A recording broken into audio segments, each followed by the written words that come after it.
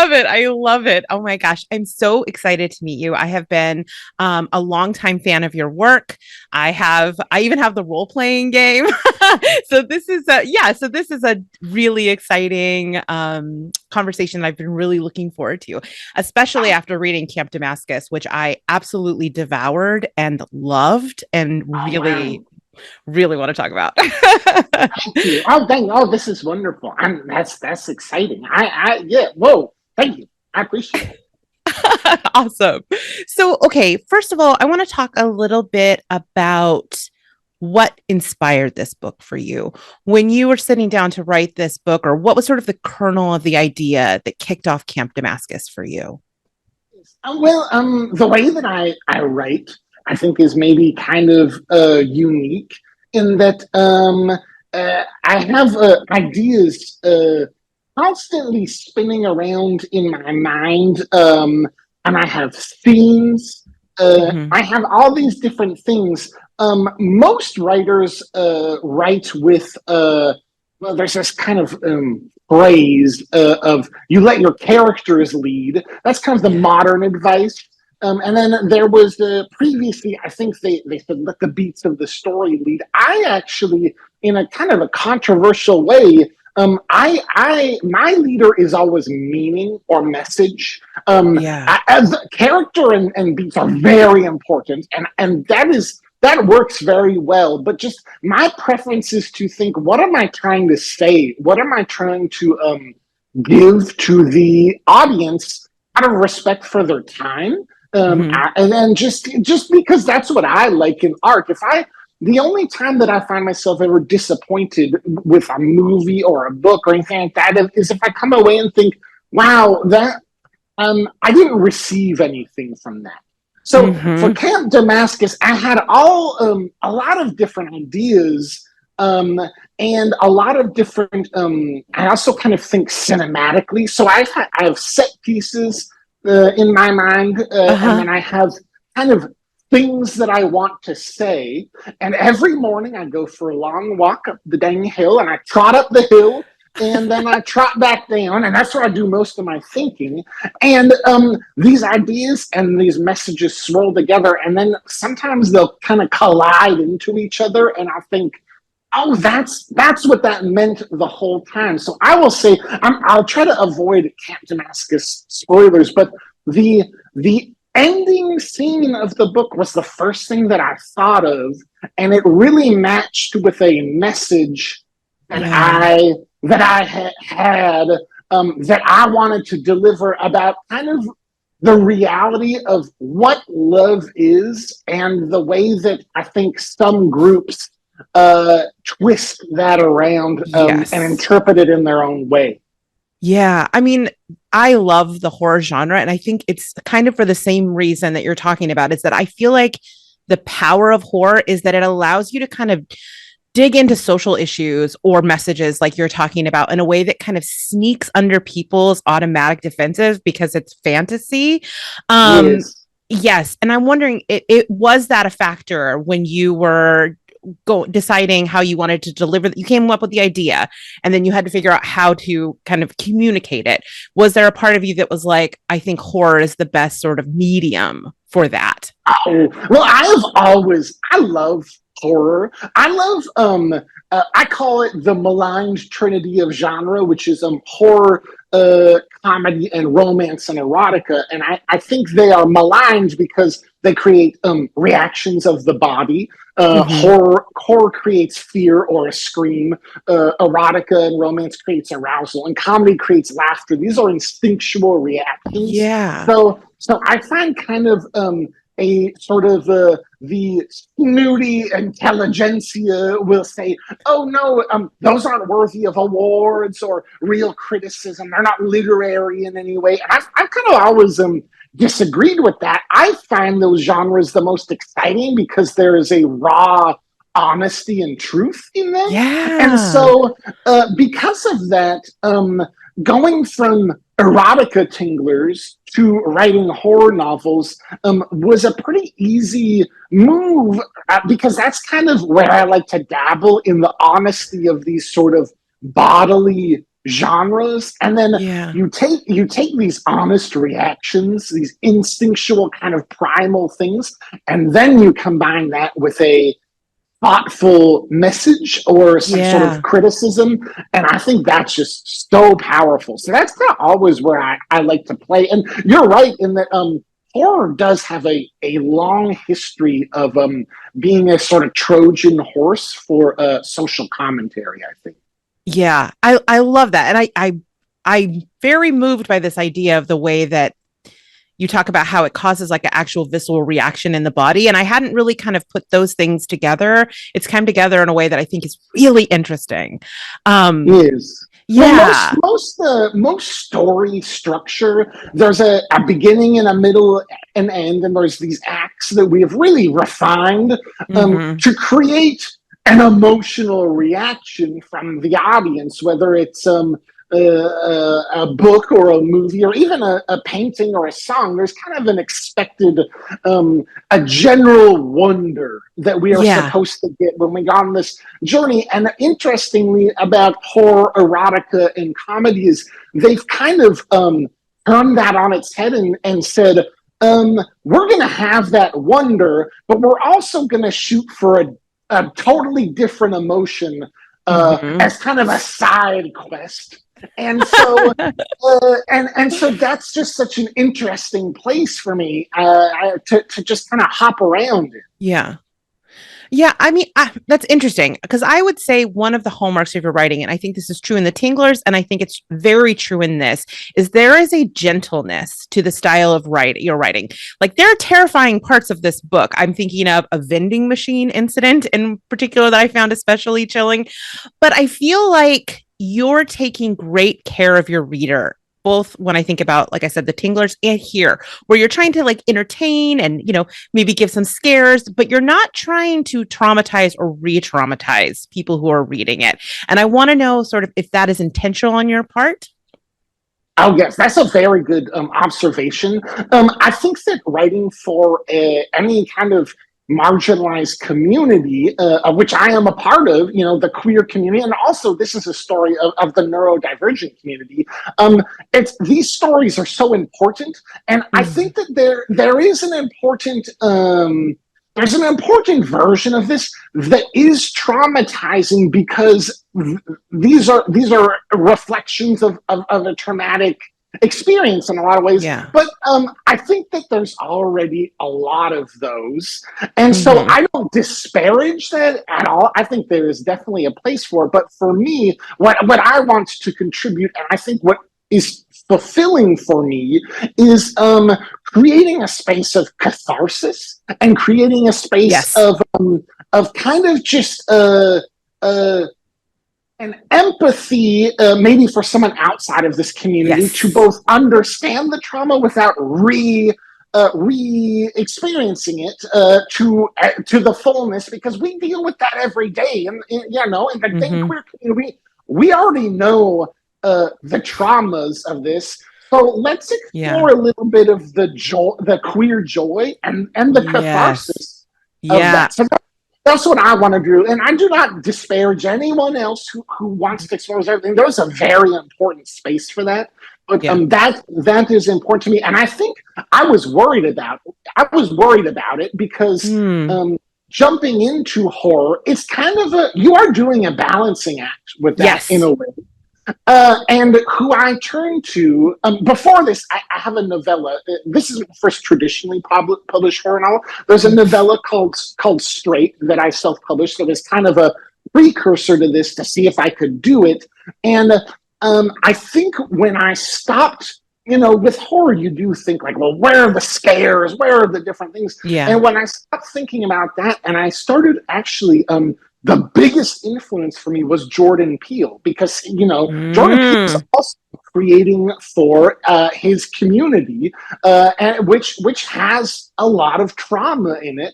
Mm-hmm. And how does he navigate that and create these pieces that are fulfilling horror, that's works as a horror story, but also creates that catharsis, and is you come away uh, Yeah. thankful to have gone through it instead of just a grueling struggle. Yes. And so I really look to Jordan Peele. I have so much appreciation for his art, and that really actually kind of helped me mentally crack the code.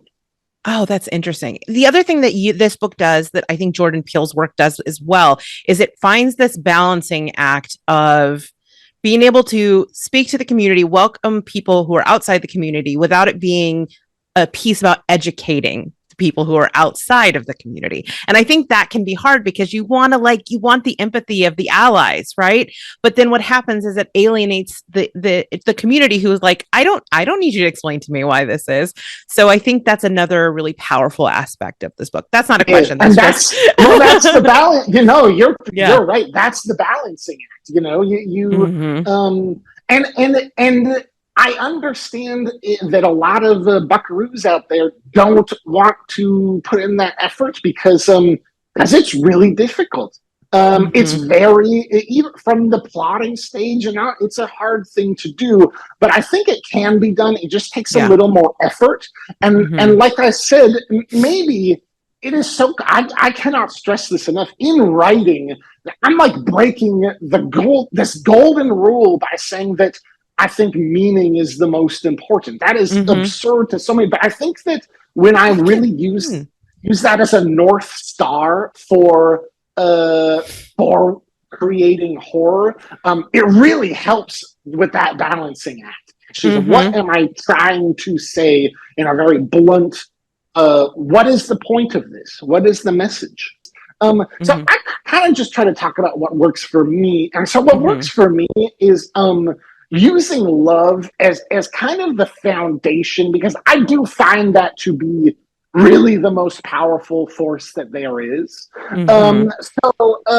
If you can draw from that, I think it will really you can take that into any genre, and Yeah. horror being probably the one that I think most buckaroos would think of and think, well, I can't draw from love because it's supposed to be this dark, disturbing, scary thing, and I hope that maybe I can prove, even in the case of horror, that's it's love is still very an effective point to draw from, and not only that. It's really easy to prove love is real out in the sunshine, trotting around Mm-hmm. on a good day.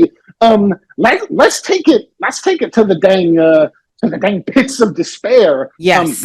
That's where you're really gonna need it, and that's where it's really gonna shine the brightest. So yeah, I guess I've just always had that perspective. Yeah. Yeah. And I think it really comes through. And I think there's such an empathy building aspect to this book. We've talked a little bit about, the more religious aspects, but I also think in Rose Darling herself, I think the choice to make your lead character neurodivergent, and you talked about this a little bit already, and then put us first person through her perspective is a very easy way to like instantly build empathy. And I think one of the other things that's really important is that it mentioned in passing, but it is not her defining characteristic.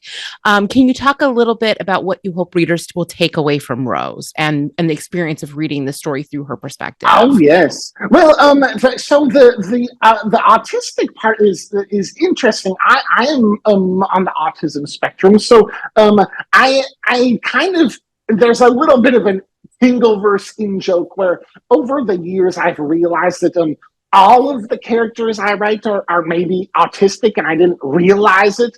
I look back, I've written hundreds of Tinglers, and there's certain things that all the characters kind of do in them that in my head has always been, well, everybody just stares off into space and needs to be reminded to be pulled back into sentences when they're talking to their buds. And a lot of readers have said, well, I mean, sometimes, but this happens all the times in your book. And I realized, oh, that's kind of part of my autistic way to start focusing on the little things that need to be pulled back into reality a little bit sometimes. And so there's all these little quirks that have always been there. And then when writing Rose, I thought about what the character was going to be and how much I was going to relate to Rose and just kind of what things I wanted to put into it. And I just kind of thought, wow, after all this time, I have written a few Tinglers about autism, but I thought this is a chance to have a really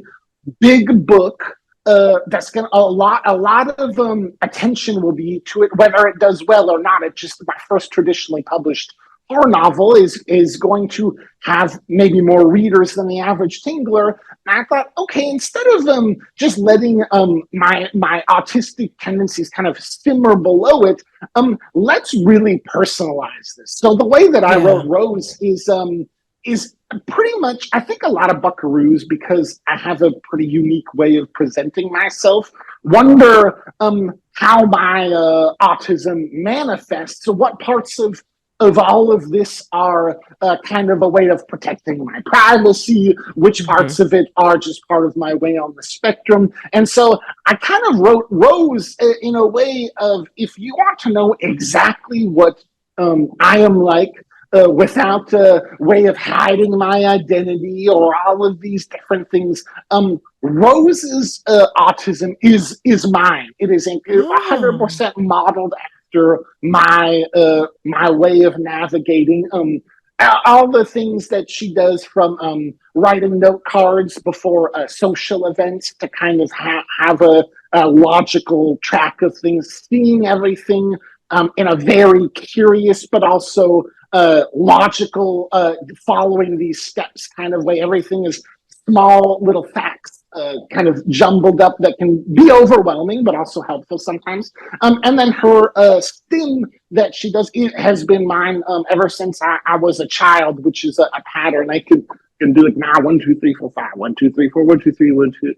And so that's the pattern of Rose. That is actually my stim pattern. So that Oh. I've done since I was a child. So I kind of wanted to write Rose to be also just a quick answer, because everyone sometimes asks, "Well, Chuck, how do you express your way on the autism spectrum?" And so I thought, well, let's just make Rose exactly what my thought process is, and live in my head a little bit. That's so interesting. I really love Rose, and I really love the way that you took sort of the things that other people would, call strange or I don't know, like weaknesses, and really show that they're strengths. Like her power lies in the way that she sees the world differently, and the way that she can use those skills, the way that her mind works allows her to like set herself and her friends free. And I felt that was like a really powerful, and I think maybe cathartic is the right word, experience to read that story.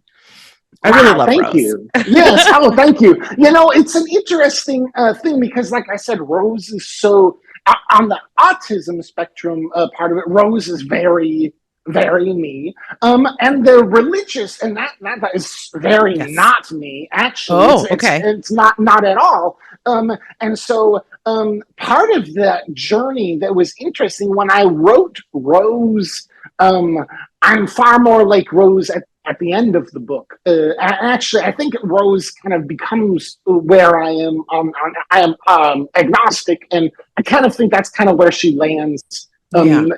I don't want Yeah. to give away too many spoilers, but I will say she does change quite a bit. And so, Hmm. writing Rose at the beginning, I kind of was thinking, wow, I wonder if readers are going to like this character, because in the beginning with the religious stuff, she's kind of a lot. Hmm. It's a lot with the religious stuff at the start. So, but I think what's really nice is that, especially those who were involved in maybe different sects of Yeah. Christianity, or from the sort of evangelical megachurch to the kind of Yeah. more culty situations. Not to say that those aren't kind of, there's definitely some overlap there, but they've resonated a lot with Rose in the beginning. So what I was Yes. kind of worried about, I think was good. I think it really connected in that way. Yeah, I'm actually surprised to hear that, because I was wondering as I was reading it, I was like, how much of this is you? Because you write about religious trauma and also sort of religious brainwashing in this cult situation very accurately. Yes. Yeah. So what I think is interesting is that you do also take pains to really differentiate religious experiences based specifically around human interpretation, to the point where one of our heroes is still proudly Christian identified, despite pretty unbelievable religious trauma. And I'm curious why that was a distinction you felt was important to include. Well, it could be a few things. I think one is, like this are just much more interesting if you explore kind of the gray areas of them and don't create too strong of a caricature. I think it would be really easy to do this book about a church that is just very conservative and Mm-hmm. just overtly evil on the surface and Yeah. have characters like that. And I think it's way more interesting to, they are a strict church, but they are also a pretty liberal in their messaging. They are Yes. definitely modern in their messaging, which you Mm-hmm. really see a lot. And so I find that more Yeah. interesting. And to compare it to Jordan Peele, like I said in the beginning, the reason Get Out is so dang good is because the family are not a conservative Republican family. Right. The family in Get Out talk about how they say, "Oh well, I would have voted for Obama for a third time," and it's kind of it's a critique of Yeah. that version of it, which is I Yeah. think just so much more interesting, especially in Christianity, to kind of talk about. Really, the big flaw of the church. It's not that they have some kind of strange belief. They pretty much believe what a lot of Christians believe. Their sect is just has taken capitalism Mm-hmm. and really kind of combined that a sort of prosperity gospel with evangelicalism and done it unabashedly. And although that I think is not entirely unique, I will say that I think that is a lot more simmering below the surface evil Mm-hmm. because they have a Mm-hmm. logical explanation for all of these things of why you would do that. It comes up a lot in the book. If Fortune 500 companies are in the Fortune 500 because the ends justify the means, because they function like that. And if we want to save souls, then we need to understand that the ends need to justify, or the ends justify the means. So, Mm-hmm. I just think that's a little more interesting than a sort of cartoony, oh, we're just trying to be evil and scary kind of thing. I also think it makes it really timely in a way that feels important. I think there is a rise of Christian nationalism, and it is leading to these really aggressive attacks, against the LGBTQ plus community. And I'm wondering if you feel like literature like this is necessary to kind of, like I said, sneak under those defenses and highlight the subtle but abject horror, and kind of expose that sort of veneer that you're talking about. Well, it's a curious question. I'm not sure because I don't know how many. I think that queer buckaroos will read this. I think neurodivergent buckaroos will read this. From the title and blurb alone, I don't Yeah. know how many Christian. I think a lot of there are some wonderful Christians out there. I think that a lot of the maybe more frightening evangelical Christians who would maybe learn something from this. I don't know how much they are even going to give it a chance. I would hope so. But that goes back to your earlier question of kind of what is the message that I focus on, and Yeah. this is not entirely this is for everyone. But if there was going to be one buckaroo who got something out of this, it would be a queer or neurodivergent buckaroo. It is meant to be cathartic for that audience. To answer one of your previous things about kind of where do I draw from on this and the empathy of that, although I was always my whole life I've been agnostic from a pretty young age, but I did before going to Billings. I'm in Los Angeles now. but spent a lot of time in Billings. And before that, I traveled around meeting buckaroos kind of all over the country in a very sort of hitchhiking back of the dang truck, Jack Kerouac kind of way. That and it's so funny. I have to do so much to hide my identity in all these different ways, and sometimes buckaroos don't know how to trust what I'm saying. That is actually that is true. I spent a decade and a half, a couple of decades, living out of a dang suitcase. During that time of travel, I did have friendships with very religious buckaroos, and would kind of go to their social events, and they welcomed me even though I said I have no idea what the heck you all are talking about. And they were very kind, but it actually gave me a look into kind of the unkind things that would happen in that community under the genuine belief that they were doing something out of kindness. And there's also some kind of evangelical deep cuts of different activities. I went to some root beer keggers of adults who were, they would not have beer because of their religious ways, but well, I get root beer kegs. I actually remember in my dang youth, well, not even that young. I mean, these were all, everyone was over 21 and they're still having these root beer keggers. One being broken up by the police. The police wow. and said, there's drinking here. I think some buckaroos were probably underage, maybe early 20s. So, you get some 20-year-olds in there. And they said, oh, we got to break this up.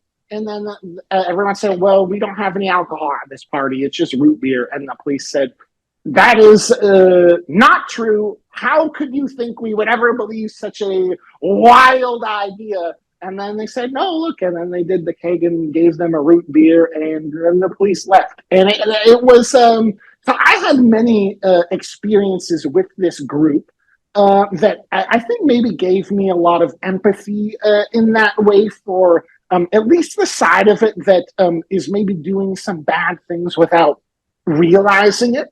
And then also now that I'm older, I have a few buds who were in cults. One bud who was in a cult that is outside of just general, definitely not the religious norm, grew up in a cult. And spent a lot of time talking to them about some of the stuff in this book. And that was very helpful too. So it was really just that time of my life of exploring and having these buds that I could say, well, tell me about these experiences. As I just rambled on about that for a long time. Thank you for letting me. No, of course. I kind of realized that's very Rose of me to basically have that curiosity of just going out and kind of consuming so much of the world and these experiences. So maybe there's more of me and Rose than I even know. Well, I love Rose. I hope this is not the last we've heard of Rose. I know we're getting to the end of our time here. So I wanted to ask, because I loved this book so much and I greedily want more, do you plan to continue to write more horror novels? Oh, yes. So, well, I will say if buckaroos read Camp Damascus and like it. Before that, there's Straight, which is a novella about a one day a year when all hetero cis people go nuts, and all the queer buckaroos have to hunker down and work together to survive these nights once a year. And buckaroos really enjoyed that one. And then after this, my contract with Nightfire is for 2 books, and so the next one is a book called Bury Your Gaze, which is not a sequel. None of these are sequels, but they kind of they do weave together in a sort of a shared, there are connections kind of way. But Camp Damascus is mentioned a few times in Bury Your Gaze, but shared universe. I like it. Yes, but it's a completely different story. It's just the events of this story are at least part of that history of that other story. Okay, Oh so my yes. last fun question was, if they were to make a film for this, which I hope they do, who would you like to see play Rose?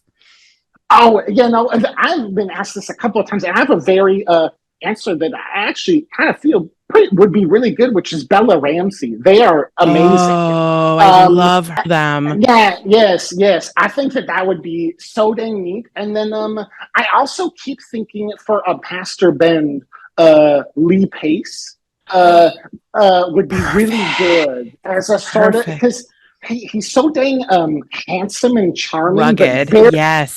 but also has a sort of I just feel like he could play a very convincing. I'm the cool pastor guy, and right behind the eyes is kind of a I am scared what this person's gonna do next. And so I always think of Lee Pace for that. That's perfect. Perfect. Oh my gosh, Chuck, this has been so much fun. Thank you so much for taking the time to chat and being so generous with your time. I just want to say again, I absolutely love the book and I cannot wait for the next one. You Oh, have a thank gift. you. You have a gift, and thank you for sharing it with the world. That is so kind.